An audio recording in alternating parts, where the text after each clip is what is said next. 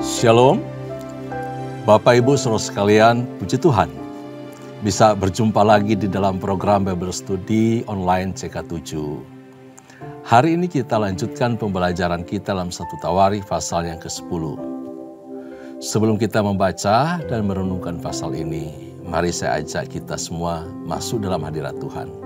Kita mau puji dan sembah Tuhan sebab Dia Allah yang baik, dan kasih setianya tetap untuk selama-lamanya bagi kita. Haleluya. Haleluya.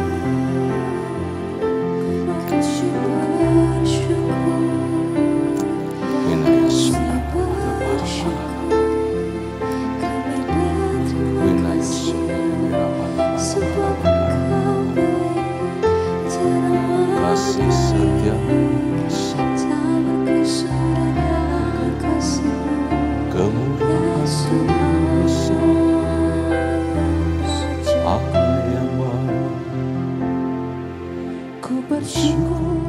buat kasih-Mu menyelamatkan hidupku, oh Yesus, Tuhan dan Rajaku. Dengan apa akan ku balas anugerah-Mu yang ajaib? Biarlah hidupku selalu menyenangkan hati-Mu. Betapa kagum ku melihat perbuatan tangan-Mu, ajaib dan mulianya kuasa-Mu nyata dalam hidupku. Sungguh ku tak dapat mengerti besarnya karya-Mu, oh indahnya, oh heran kasih-Mu.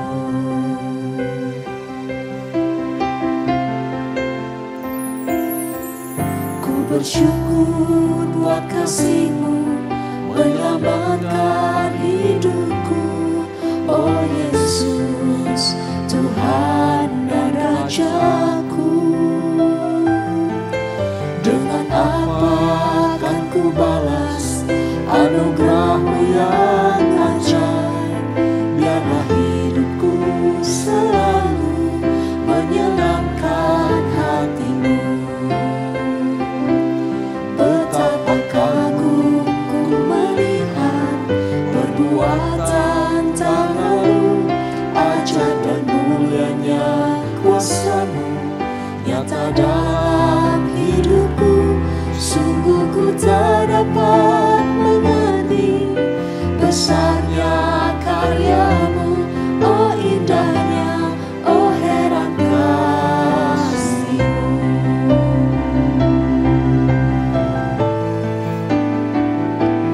Betapa kagum ku melihat perbuatan tangan-Mu, ajaib dan mulianya kuasa-Mu nyata dalam hidupku.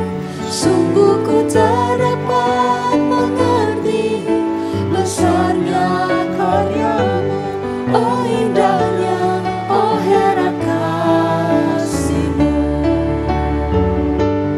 Oh indahnya, oh heran kasih-Mu. Oh indahnya, oh heran kasih-Mu.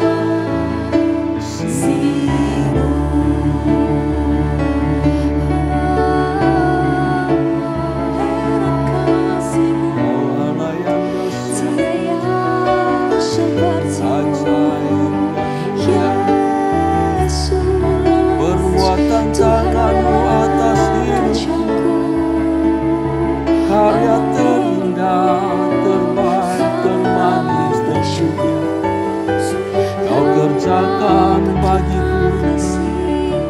Karena yang ku bersyukur akan keberadaan-Mu, dahsyat dan sempurna rancangan Yesusku. Inaya sadara nama ya nama ya. Inaya nama ya. Haleluya.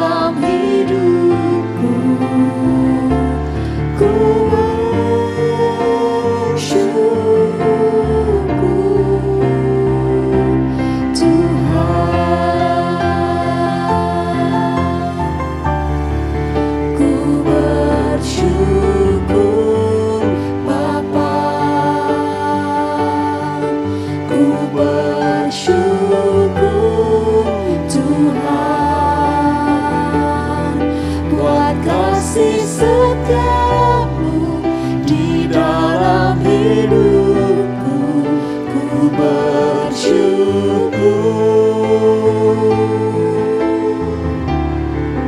Ku bersyukur Bapa, ku bersyukur Tuhan, buat kasih setiamu di dalam hidupku. Ku bersyukur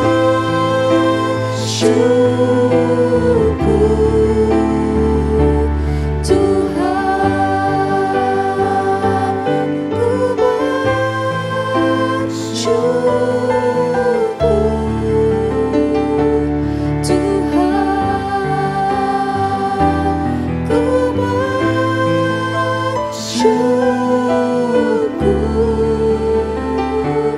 Tuhan.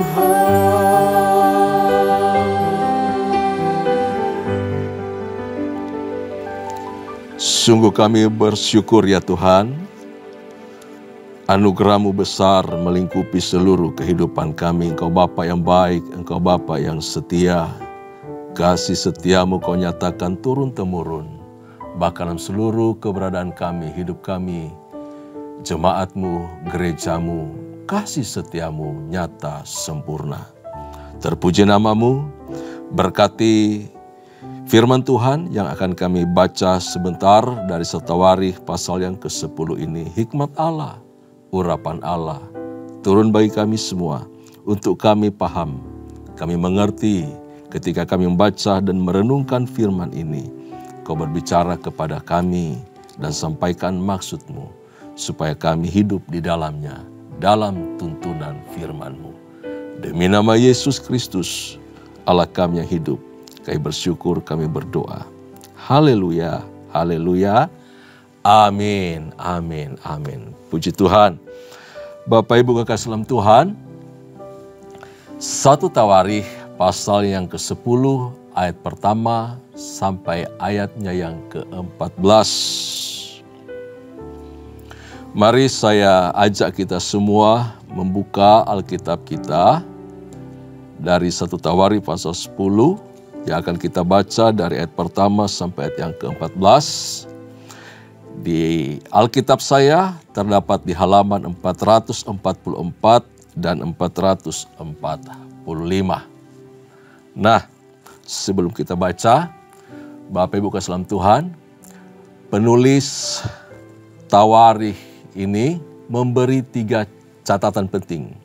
Jadi ada 3 catatan penting dari peristiwa mengenai kematian Saul, raja mesianik pertama dari umat Allah, bangsa Israel. Dengan topik Saul mati, juga sudah pernah dibahas bersama-sama di dalam 1 Samuel pasal 31 ayat pertama sampai ayat yang ke-13. Isinya hampir sama semua, kecuali di Tawarikh ini ada penambahan di ayat yang ke-13 dan ayat 14. Bapak Ibu kasih dalam Tuhan. Nah, 3 catatan penting itu akan kita bahas saat ini. Yang pertama adalah mengenai berakhirnya hidup kekuasaan dan dinasti dari Saul. Itu dari ayat pertama sampai ayat yang ke-10. Saya akan pandu Bapak Ibu kasih dalam Tuhan untuk membaca ayat-ayat ini. Kita bisa mengikuti di rumah dan menyimaknya dengan baik.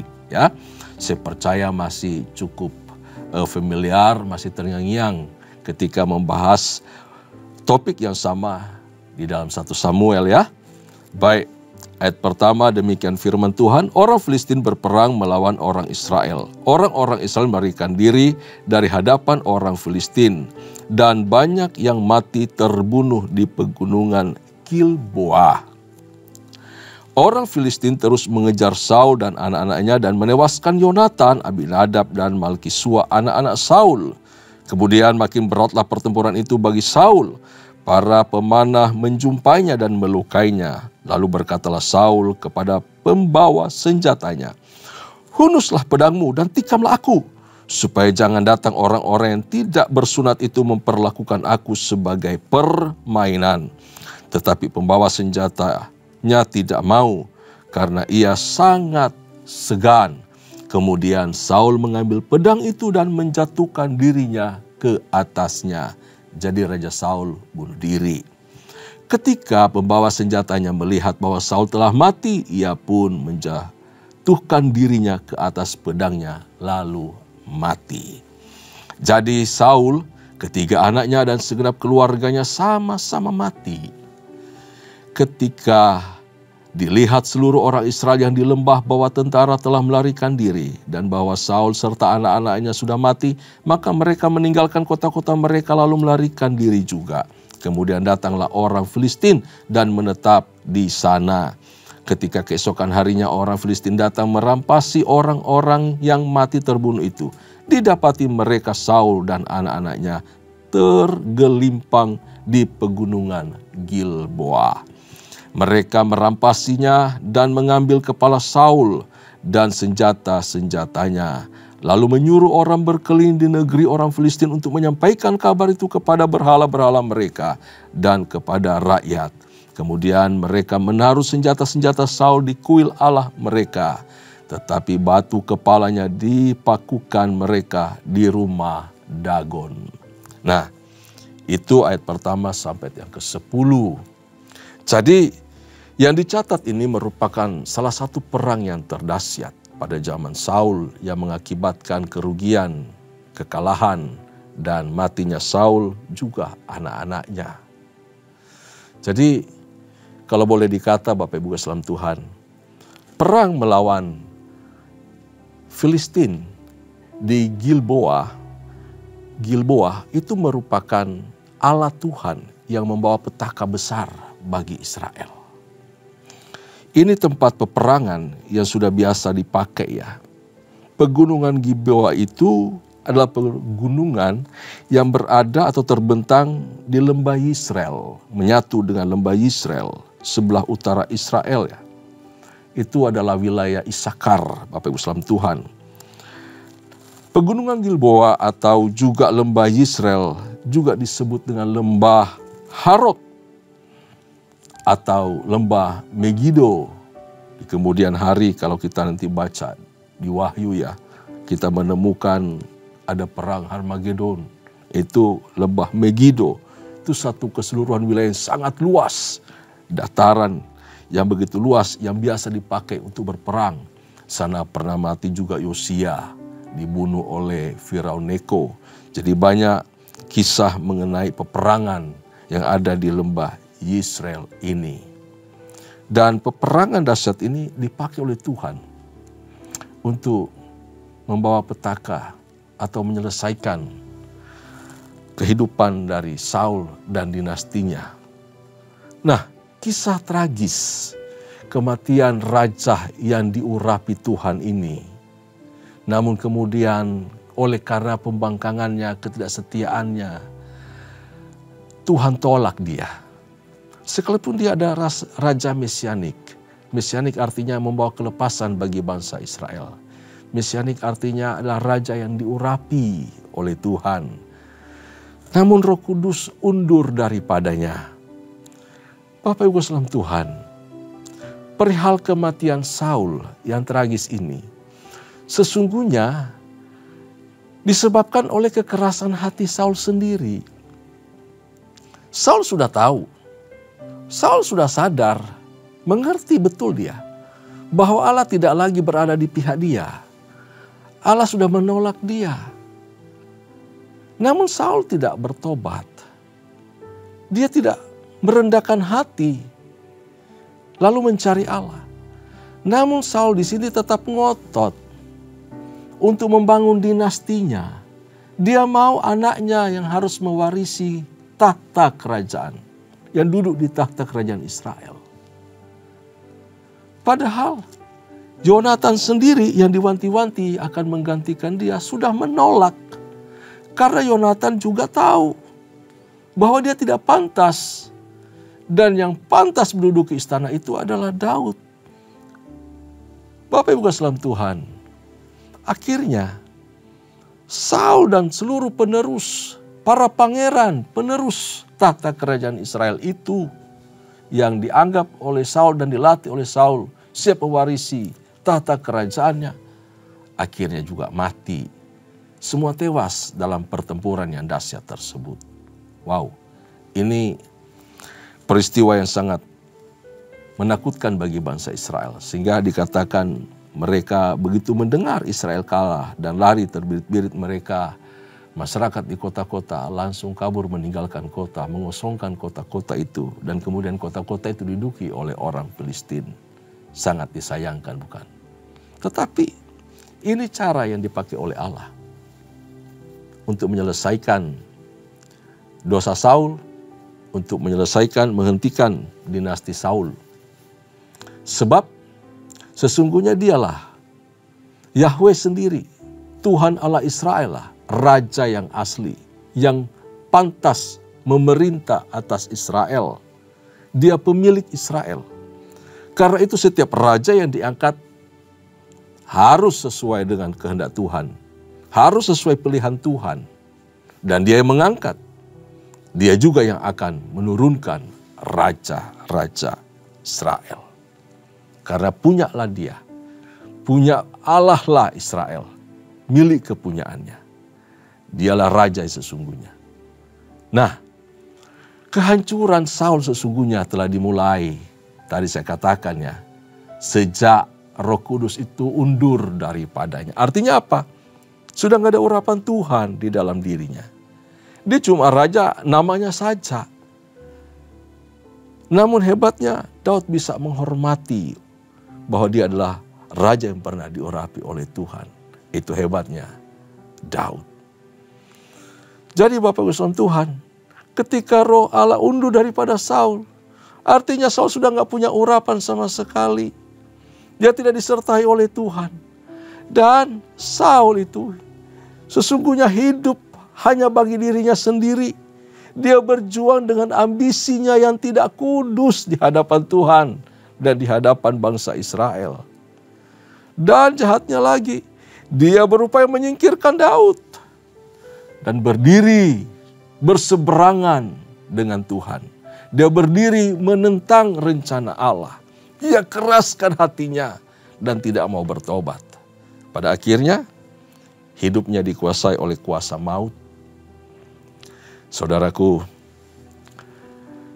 kita harus menyadari, sungguh-sungguh harus menyadari, siapapun kita, bahwa ketika kita menjalani hidup ini, hidup yang kita jalani tidak selalu berjalan sesuai rencana kita. Kalau kita mengakui bahwa kita adalah umat Allah, kita adalah orang dipimpin oleh Tuhan, kita adalah orang diurapi oleh Tuhan, harusnya kita menyadari ini sungguh-sungguh. Biarkanlah Allah dan waktunya bekerja dalam hidup kita. Jangan paksakan kehendak kita terjadi. Sekali lagi, hidup yang kita jalani tidak selalu berjalan sesuai dengan rencana kita. Keadaan Tuhan menghentikan di tengah-tengah. Keadaan Tuhan sudah memberikan sinyal lebih dahulu. Supaya apa? Kita bertobat. Kita berhenti sejenak. Kita mereview lagi. Kita memperhatikan lagi. Kita lihat ke belakang. Kita evaluasi perjalanan kehidupan kita. Pengiringan kita akan Tuhan. Pelayanan kita. Dan jangan ngotot. Jangan ngotot. Ikuti maunya Tuhan. Rencana Tuhan biar terjadi dalam hidup kita. Yang kedua,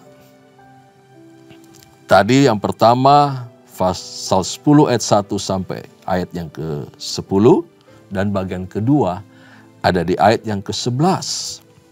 Ketika seluruh Yabes Gilead mendengar tentang segala yang telah dilakukan orang Filistin terhadap Saul, maka bersiaplah segenap orang gagah perkasa, lalu pergi mengambil mayat Saul dan mayat anak-anaknya. Mereka membawanya ke Yabes dan menguburkan tulang-tulang mereka di bawah pohon besar di Yabes. Sesudah itu berpuasalah mereka 7 hari lamanya.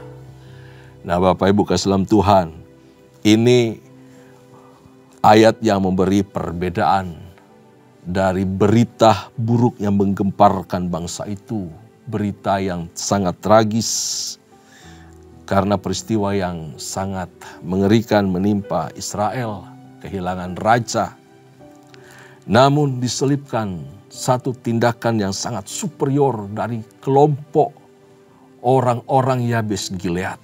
Wow, mereka mencari di mana mayat Saul dan anak-anaknya tergeletak mati. Mereka mempersiapkan diri, pilih pahlawan yang gagah-gagah perkasa. Lalu mereka pergi ke medan pertempuran itu yang sudah sepi. Dan kemudian mereka menemukan, lalu mereka membawa pulang seluruh tubuh, lalu kemudian dibakar, kremasi, dan kemudian tulang-tulangnya dikubur di bawah pohon besar di Yabes, daerah Gilead. Nah, apa yang dilakukan oleh orang-orang Yabes Gilead ini adalah suatu balas budi oleh karena tindakan baik Saul. Waktu awal-awal masih penuh dengan urapan Tuhan. Bapak Ibu Tuhan, waktu itu dalam 1 Samuel pasal yang ke-11 itu dicatat bahwa orang Yabes Gilead itu diancam oleh Nahas Raja Amon. Mereka mau dipermalukan. Namun kemudian mereka minta waktu untuk dialog. Mereka mengirimkan pesan kepada saudara-saudaranya dan hal itu terdengar oleh Saul. Lalu Saul tampil membela kelompok orang-orang Yabes Gilead ini. Dan akhirnya Raja Amon kalah. Orang-orang dari Yabes Gilead ini dibebaskan. Mereka lepas. Mereka tidak lupa apa yang dilakukan oleh Raja Saul yang telah menyelamatkan mereka dari ancaman dan kejahatan Nahas, Raja orang Amon itu. Tindakan orang-orang Yabes Gilead ini menjadi penawar rasa malu orang-orang Israel oleh karena kekalahan perang dan tanda terima kasih atas jasa Saul bagi mereka karena nyawa, hutang nyawa. Kebaikan yang kita lakukan akan selalu kembali kepada kita. Amin. Apa yang pernah ditabur Saul, hal yang baik, tentu saja dicatat, tertera, terpatri di dalam hati orang-orang Yabes Gilead. Sehingga ketika mendengar berita duka seperti ini, mereka mau ambil, mereka mau cari, mereka pertaruhkan nyawa juga. Biar bagaimanapun, Saul adalah pahlawan mereka. Di dalam kehidupan kita sehari-hari, ada banyak orang-orang yang kadangkala kebaikannya itu tertutupi oleh sedikit pelanggaran. Sehingga banyak orang melupakan. Banyak orang memperbincangkan lebih banyak kejelekan, kekurangan daripada kebaikan. Kita jangan menjadi orang seperti itu. Saya percaya jemaat-jemaat Tuhan yang mengikuti Bible Study bukanlah orang-orang seperti itu. Kebaikannya patut kita ingat. Perbuatan buruknya kita bawa kepada Tuhan, kita doakan. Apa yang baik kita patut ingat dan teladani. Sebab apa? Hal yang sama juga pasti terjadi dalam kehidupan kita. Karena itu jangan lupa kebaikan orang. Amin. Tuhan juga sudah berbuat baik kepada kita. Jangan lupakan kebaikannya. Jangan lupakan kasihnya. Dia tidak pernah curang. Dia selalu baik dan adil bagi kita. Hal yang ketiga, bagian yang ketiga dari pasal ini terdapat di ayat yang berikutnya, yaitu ayat 13 sampai ayat yang ke-14. Saya akan bacakan. Demikianlah Saul mati karena perbuatannya yang tidak setia terhadap Tuhan, oleh karena ia tidak berpegang pada firman Tuhan, dan juga karena ia telah meminta petunjuk dari arwah dan tidak meminta petunjuk Tuhan. Sebab itu Tuhan membunuh dia dan menyerahkan jabatan raja itu kepada Daud bin Isai. Nah, Bapak Ibu kekasih di dalam Tuhan, Di bagian ketiga, di ayat yang ke-13 sampai 14 ini, merupakan penegasan alasan Tuhan membiarkan, pakai tanda kutip, Tuhan membiarkan atau mengizinkan Saul dan Israel kalah. Penegasan ini adalah sebuah peringatan kepada umat Tuhan yang baru kembali dari pembuangan itu. Ya. Ini peringatan kepada mereka bahwa Saul itu mati karena sikapnya kepada Tuhan. Sebagai peringatan supaya umat Tuhan yang baru pulang dari pembuangan itu tidak mengulangi dari apa yang telah dilakukan Saul kepada Tuhan. Tuhan sudah mengangkat dia dari keluarga, dari suku yang paling kecil, Benyamin. Dikatakan oleh pengakuan Saul sendiri bahwa dia kaumnya pun kaum paling kecil, paling sederhana dan tidak terpandang. Mengapa aku dipilih jadi raja? Tetapi setelah dia menjadi raja, mendapat hak penuh begitu luar biasa memerintah atas Israel, dia lupa dari mana dia berangkat, dari mana Tuhan mengambil dia. Dia lupa asal usulnya. Lalu dia berlaku tidak hormat kepada Tuhan, tidak setia kepada Tuhan. Nah, sikap apa saja yang tidak boleh diulangi oleh kaum sisa, kelompok yang baru pulang dari pembuangan ini dan sudah berada di negeri perjanjian. Dari sikap-sikap Saul yang tidak mereka ulangi lagi. Yang pertama, yaitu perbuatannya yang tidak setia kepada Tuhan. Kenapa? Saul berlaku tidak setia kepada Tuhan. Ia tidak takut kehilangan, ia takut kehilangan support dari masyarakat, dari umat Tuhan, dari umat Israel. Ia takut kehilangan wibawa. Makanya dia lebih banyak mendengar umat, mendengar rakyat daripada mendengar suara Tuhan, mendengar nasihat dari Samuel.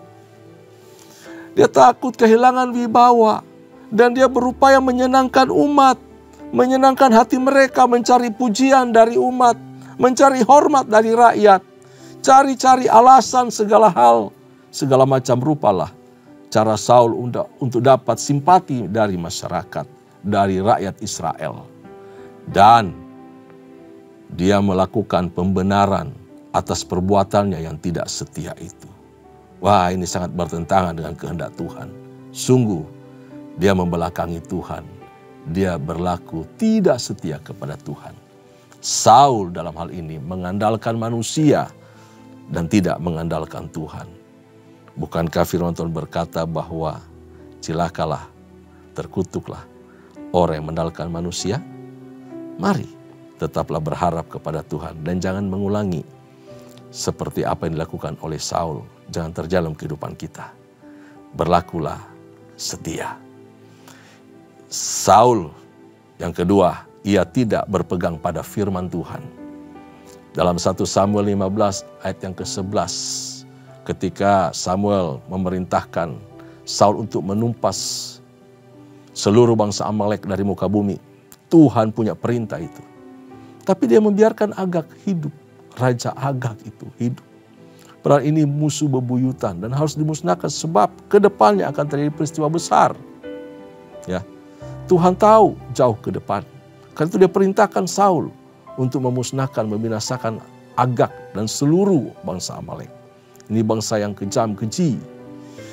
Namun Saul tidak bertindak sesuai firman Tuhan yang diperintahkan oleh Samuel.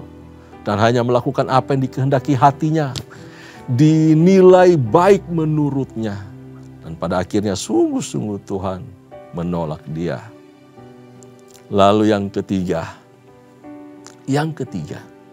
Perbuatan tidak setia Saul atau perbuatan Saul yang menentang Allah. Yang tidak boleh diulangi oleh umat Tuhan.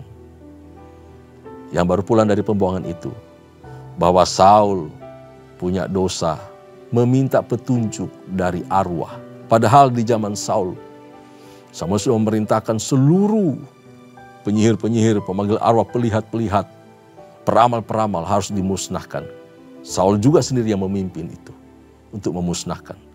Tetapi dia sendiri pada akhirnya datang juga ke para pemanggil arwah itu. Dia tidak meminta petunjuk Tuhan dalam keterdesakan.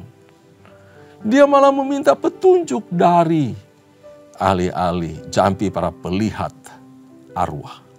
Wow.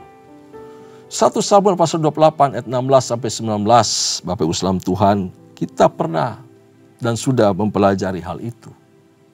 Di sana dicatat bahwa roh Samuel muncul dan menyampaikan. Itu peneguhan dari Tuhan. Hukuman yang pernah disampaikan oleh Tuhan. Sama juga disampaikan oleh arwah dari atau roh dari Samuel.